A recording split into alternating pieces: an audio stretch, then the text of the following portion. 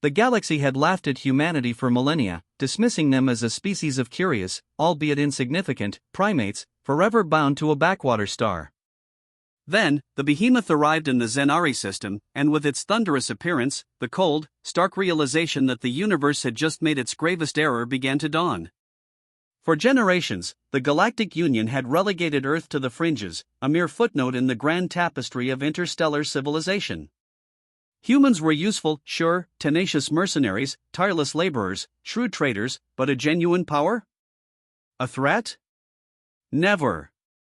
Not until the behemoth, a vessel unlike anything the cosmos had ever conceived, tore through the void. It wasn't sleek like the elegant warships of the Elver, nor did it possess the organic grace of the Zith. No, the behemoth was brutal, a blunt instrument forged from scarred steel, bristling with weapon mounts like a predator's teeth. It radiated raw, unadulterated power, not grace, and its chilling escort, the Revenant and the Titan Fist, only amplified the terrifying message. They came in response to a massacre. The Drath Collective, a chitinous, insectoid empire that had carved out half the known galaxy, had made a fatal miscalculation at Proxima Centauri. They had obliterated a human colony, confident that Earth would, like so many before them, cower and beg for mercy. Instead, they got a declaration of war etched in plasma and kinetic force. They got the behemoth. The Union's diplomats scrambled, frantic with fear, but the Drath merely chittered with contempt. Humanity? Pests. A minor inconvenience to be swatted away. They gathered their fleets, a vast, arrogant armada, ready to crush this insolent race. Then, the behemoth opened fire. The lead Drath battleship evaporated. Not crippled, not disabled, but gone. Their vaunted shields, which had shrugged off centuries of warfare, crumpled like wet paper under the sheer, unimaginable force of human weaponry. The Union watched, paralyzed with dawning horror, as humanity unveiled a technological supremacy no one had believed possible. Plasma cannons burned through hulls like parchment. Kinetic rounds, the size of city buses, punched through enemy formations, leaving gaping, smoking voids. Railguns, accelerating projectiles to relativistic speeds, shredded entire fleets before they could even react. The Drath screamed for reinforcements. They threw hundreds of warships at the human onslaught. It didn't matter. For centuries, humanity had been underestimated. They had watched, they had learned, they had innovated in the shadows. And when the time came, they didn't just catch up. They surpassed every major power in one brutal, terrifying hour. The Galactic Union broke into a cold sweat. If humanity could do this to the Drath, what could they do to the rest of them? Then came the final transmission from the behemoth, broadcast across every frequency, echoing through every world in the Union. Earth does not forget. Earth does not forgive. Stay out of our way. And just like that, the galaxy cowered. The wreckage of the Drath fleet still drifted through the void, glowing embers of shattered warships casting eerie shadows against the stars. The battle had lasted less than an hour, but its impact would be felt for centuries. The Galactic Union's High Council, a collection of the most powerful species in the known universe, sat in stunned silence. Footage of the behemoth's assault played on a massive holoscreen in the center of the Grand Chamber. Not one of them had anticipated this. Ambassador Jir of the Elver, a tall, silver-skinned diplomat whose race had dominated galactic politics for millennia, was the first to speak, his usual calm replaced by a tremor of unease. "We have miscalculated," he admitted. "Humanity was not what we believed." The insectoid Kathari delegate clicked its mandibles nervously. They destroyed an entire battle group. The Drath had nearly 100 warships, and the humans, 3, interrupted Grand Marshal Sorak of the Thales, his feline features taut with shock. They only needed 3. A hush fell over the council. Humanity had never been taken seriously as a military force. Their fleets were assumed to be outdated, weak, barely capable of holding their own. And yet, here they stood, atop the ruins of one of the galaxy's most feared empires. But it wasn't just their victory that terrified the council. It was how they fought. Other species had long since abandoned kinetic weaponry in favor of energy-based combat. The humans, however, had perfected both. Their ships fired slugs of hyperdense metal at relativistic speeds, tearing through shields that should have been impenetrable. They didn't just disable enemy ships, they annihilated them, reducing them to drifting debris in seconds.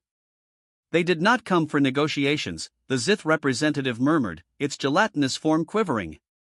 They did not ask for reparations. They did not even issue a formal declaration of war. No, Jir agreed grimly. They came for vengeance. At that moment, a new transmission arrived. The Union's high command expected a demand, perhaps a threat. What they received was a cold, precise statement, *, we will not seek war with the Union. We will not expand beyond our borders. But if any of you so much as touch another human world, we will do to your fleets what we did to the Drath. *, a moment of heavy silence followed. Then the feed cut out. The message was clear. The humans weren't claiming territory. They weren't demanding tribute. They weren't seeking allies. They had come to prove a point, and they had done it so thoroughly that every government in the galaxy now whispered one terrifying thought: what if the humans decide they want more? The Drath Collective was finished. Their homeworld, once a fortress planet teeming with their kind, now sat in eerie silence. Not because humanity had destroyed it, no, the behemoth had left Drathprime untouched. But the message had been received loud and clear. The Drath survivors had surrendered before humanity ever reached their system.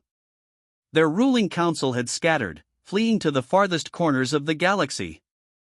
Their military, once a symbol of conquest and terror, had been reduced to wreckage floating in the void. The few warships they had left refused to engage.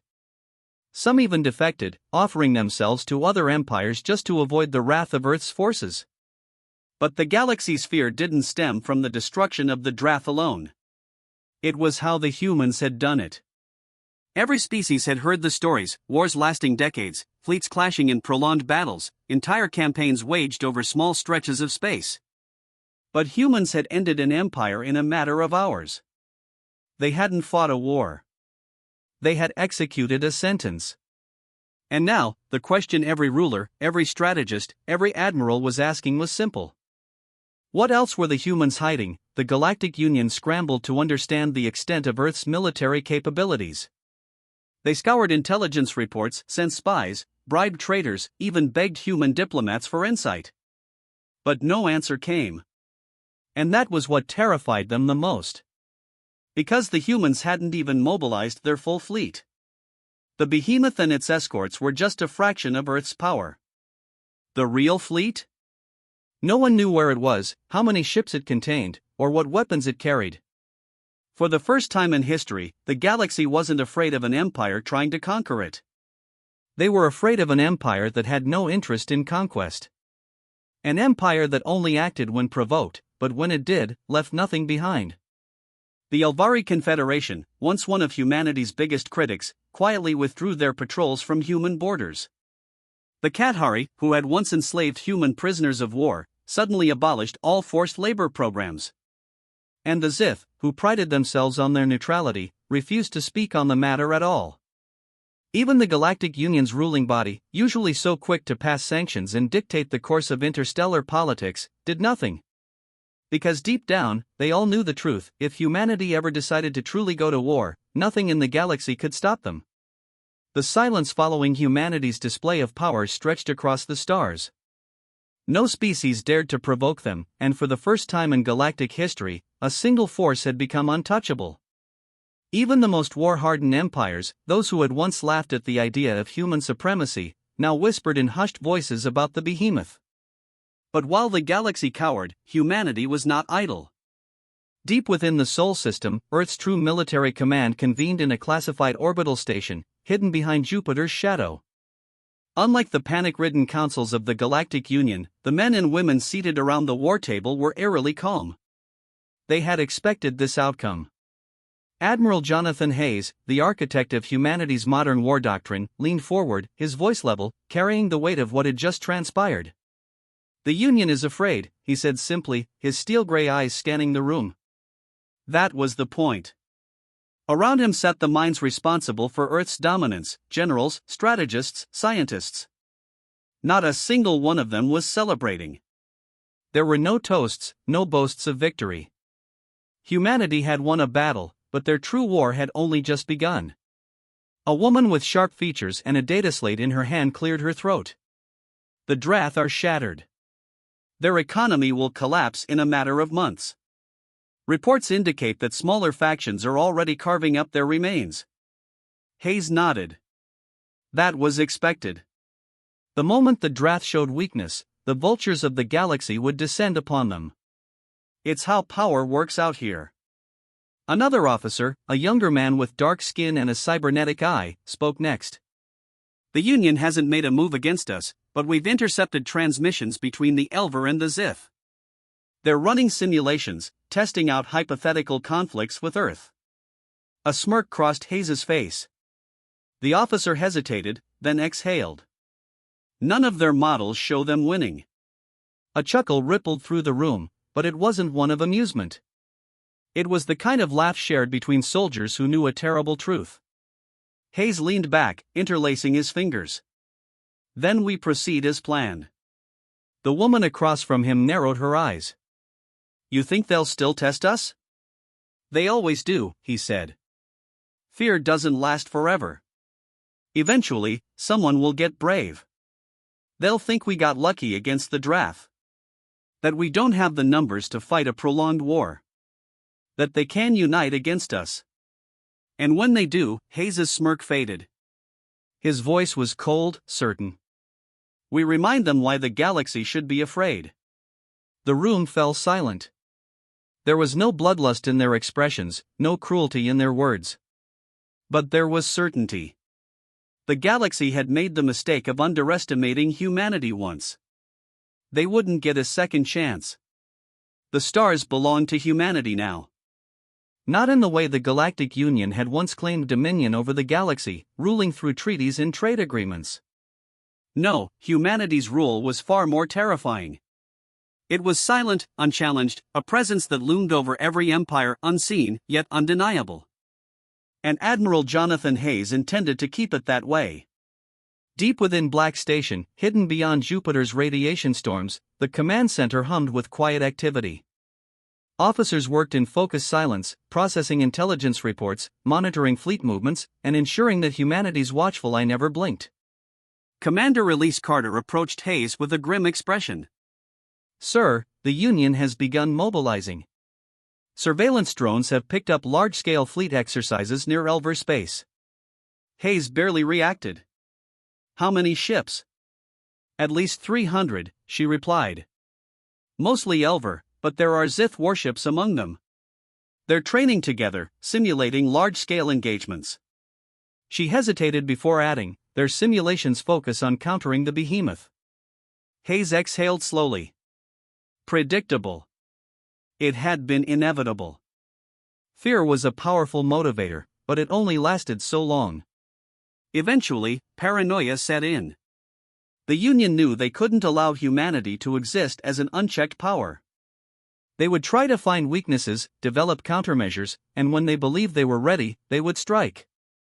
They would do exactly what Hayes had predicted.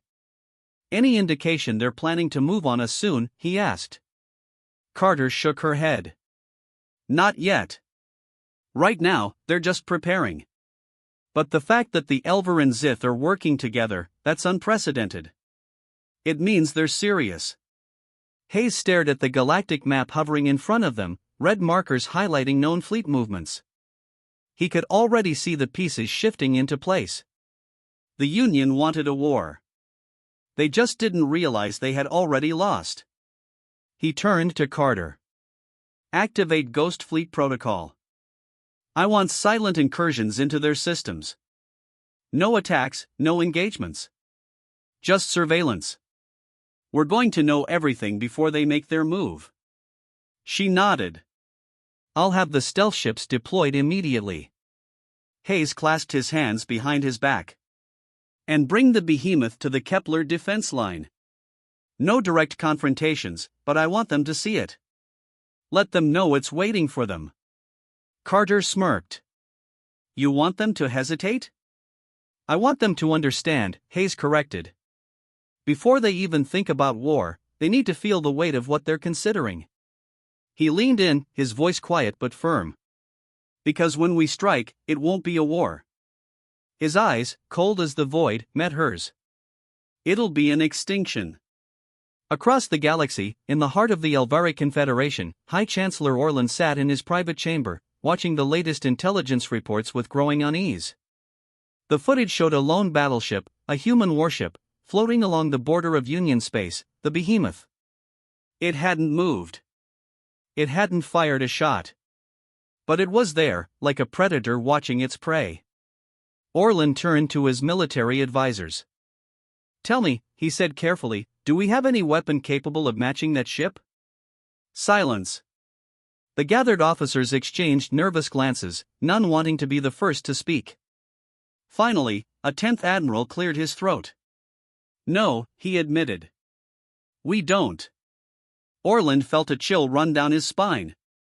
He had hoped for a different answer. Hoped in vain. Because no matter how much they trained, no matter how many ships they built, the truth remained, humanity was already at war with them. The Union just hadn't realized it yet. The moment the Behemoth appeared along the Kepler defense line, the Galactic Union froze. Messages flooded through encrypted channels. High-ranking officials whispered in darkened chambers. Military analysts scrambled to determine what it meant. The battleship had not crossed into Union space. It had not fired a shot. It simply existed. And yet, that alone was enough to bring the galaxy to the brink of panic. In the Elvari High Council, Chancellor Orlan stood before a holographic display, his gaze locked on the massive warship floating in the void. Even from millions of kilometers away, its presence was suffocating. An aide leaned in, voice hushed with barely concealed terror. "Sir, our forces remain on high alert. We've positioned 3 fleets along the sector border, but," he hesitated. "But what?" Orlan snapped. The aide swallowed hard.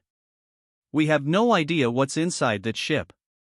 We don't even know the extent of human technology." That was the problem, wasn't it?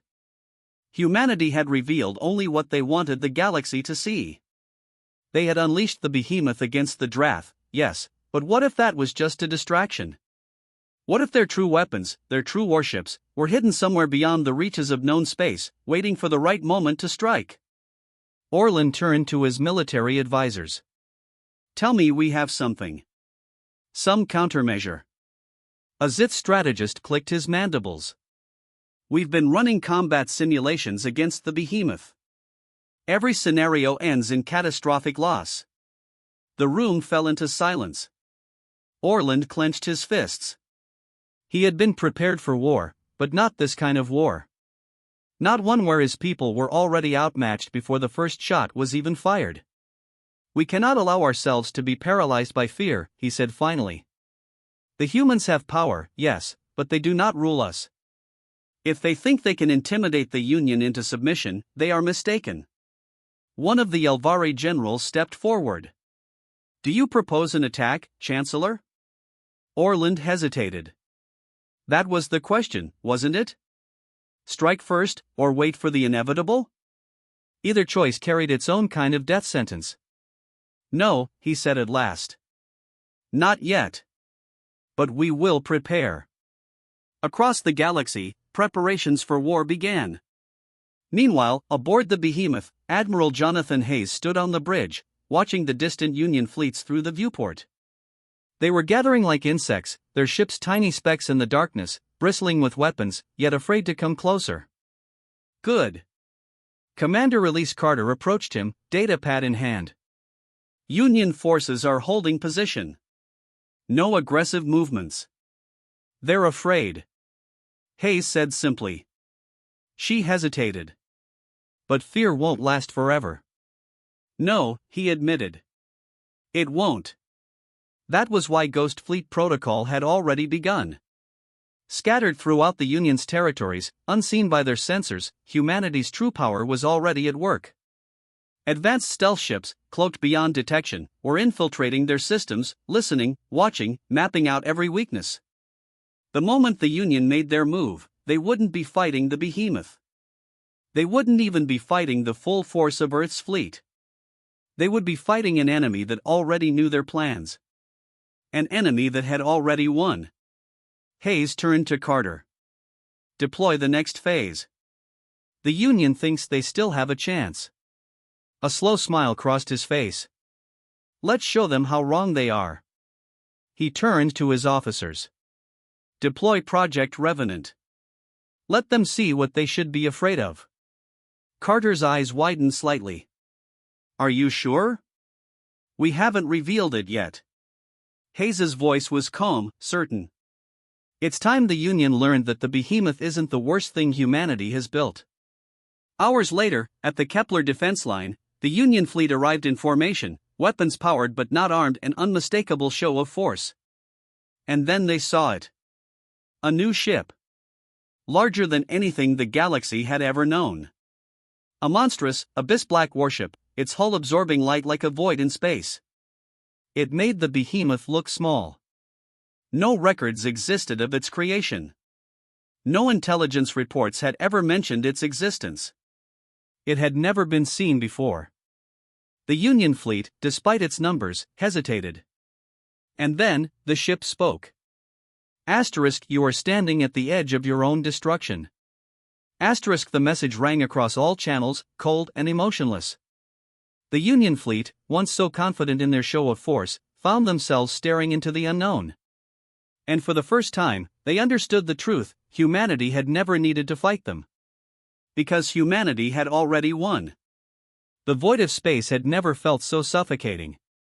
The Union fleet, once assembled as a proud show of strength, now drifted in eerie silence before the monstrous warship that had appeared before them. No records. No intelligence reports. No prior warnings. This was something new, something the humans had chosen to reveal at this very moment. The ship had no name displayed on its hull, no insignia, no visible energy output, and yet its presence alone was crushing. Asterisk, you are standing at the edge of your own destruction. Asterisk, the voice was synthetic, almost lifeless, yet it carried a weight that pressed into the minds of every Union officer. The message had been received loud and clear. Aboard the Union command ship, Eternal Vigilance, Admiral Veltra of the Elvari Confederation swallowed hard. His fingers hovered over the console panel, but he hesitated. He had been a soldier for decades, had fought wars against ruthless enemies, yet in this moment, he felt like an insect staring into the jaws of a predator. Orders, Admiral, one of his officers asked, her voice barely above a whisper. Veltra's mind raced. What was this thing before them? Another superweapon? A planet killer? The behemoth had already been terrifying, but this was something else entirely. And humanity had never mentioned it. They had kept this hidden until now. Veltra cleared his throat, forcing himself to regain composure. Open a channel. A brief chime confirmed the link. This is Admiral Veltra of the Galactic Union. Identify yourself. Silence. Then the ship's voice returned, its synthetic tone cold and unfeeling. Asterisk, your name is irrelevant. Your rank is meaningless. Your fleet is insufficient. Asterisk, Veltra's blood ran cold. This wasn't negotiation. This wasn't diplomacy.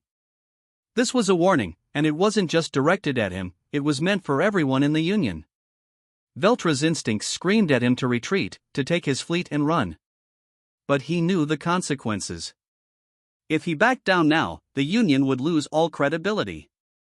Humanity had already demonstrated power beyond comprehension, but the moment the Union admitted defeat, they would become nothing more than vassals under Earth's shadow. He had no choice. Hold position, Veltra ordered. We are not here for war. Another moment of silence passed. Then the ship's voice returned. Asterisk, then you should leave. Asterisk, the command was not shouted. It was not accompanied by the charging of weapons or the movement of attack formations. It was simply stated as a fact, one that carried the weight of an unspoken threat. Veltra clenched his fists. He wanted to respond with defiance, to demand answers, to prove that the Union would not be cowed. But his sensors told a different story. There were no life signs aboard the warship, no heat signatures, no biological readings. This ship was not manned. Which meant it was something else entirely. And the implications of that realization shook him to his core. Veltra's officers awaited his orders, tension thick in the air. He could push forward, demand negotiations, perhaps even order a test strike to gauge the ship's defenses. But deep down, he already knew how that would end. He took a slow breath. We fall back.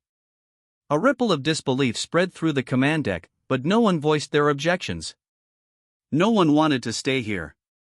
The fleet adjusted course, one by one, the ships turning away from the Kepler defense line, retreating without another word. Aboard the nameless human warship, Admiral Jonathan Hayes watched the Union forces disappear from the sensor display. He allowed himself a small, satisfied smirk. Phase 1 is complete. They took the bait, Commander Release Carter said. They were never going to fight, Hayes said, folding his arms. But now they know. Now they understand that the behemoth wasn't our greatest weapon. Carter nodded. What do we do next? Hayes turned his gaze back to the viewport, where the stars stretched infinitely before him. Now, he murmured, now we let them realize that they've already lost. Inside the Union's War Council on Xerxes Prime, the atmosphere was suffocating. High Chancellor Orlan sat at the head of the chamber, his expression unreadable as the footage from Veltra's fleet played on the central display. The warship had never fired, and yet the Union had retreated. They didn't even fight us, one of the council members whispered. They didn't need to, Orlan exhaled sharply. They're showing us the tip of the blade, making sure we see it before they decide to use it. The Union was at a crossroads. They could attempt diplomacy, but what bargaining power did they have? They could attempt to rally their forces, but how did one prepare for war against an enemy that had already won before the first battle? Orland clenched his jaw. He would not surrender. He would not allow humanity to dominate the galaxy unchecked. But every instinct in his body told him the same thing: the Union's fate was no longer in their hands. It was in theirs. The Galactic Union had existed for over 1,000 years. It had withstood wars, economic collapses, rebellions, and external threats. It had bent, but never broken. Until now. Humanity had done something no empire, no warlord, no species had ever accomplished. They had shattered the Union's will without ever firing a second shot. Across the galaxy, fear took root in every major power.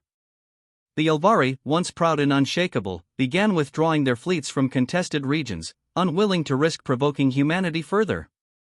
The Zith Dominion, known for its ruthless expansion, suddenly halted its military campaigns, its warlords unsure whether humanity was watching them from the shadows. Trade routes collapsed. Diplomats scrambled to salvage alliances that were already crumbling. Whispers of surrender spread through high councils, and in the darkest corners of space, some even suggested the unthinkable, that the Union should submit to Earth before it was too late. And then, the final message arrived. It was not sent through official diplomatic channels. It was not delivered by an ambassador or through a subspace relay. It simply appeared on every planetary communication system, every military console, every leader's private terminal. The war was over before it began. You just didn't know it yet. Earth does not seek conquest. We do not need war. But if you ever lift a hand against us again, there will be nothing left of you. The Union's leaders, already crumbling under the weight of their own fear, knew what had to be done. One by one, the great empires of the galaxy quietly rescinded their war plans. Defensive fleets were recalled. Skirmishes along human borders ceased. And the once proud Galactic Union, an alliance that had ruled for a millennium, was reduced to nothing more than fractured, obedient states. No treaty was ever signed. No formal surrender was ever issued. But the message was clear. Humanity did not rule the galaxy through force. They ruled through certainty. The certainty that if the Union ever dared to challenge them again, it would be the last mistake they ever made. As he watched the last of the Union's fleets withdraw from contested space, Admiral Jonathan Hayes allowed himself a rare moment of satisfaction. The war had never been about territory. It had never been about conquest. It had been about setting a precedent. Humanity had been underestimated for too long. That era was over. He turned to Commander Elise Carter. "It's done." Carter nodded, exhaling. "What happens now?" Hayes smiled faintly. "Now we watch. And we wait. Because there would always be someone who forgot the lesson humanity had taught the galaxy today. And when they did, humanity would be there. Watching. Waiting. A silent, eternal promise carved into the very fabric of the cosmos, forever reminding them that humanity's wrath was a force to be reckoned with, and their patience, a terrifying weapon.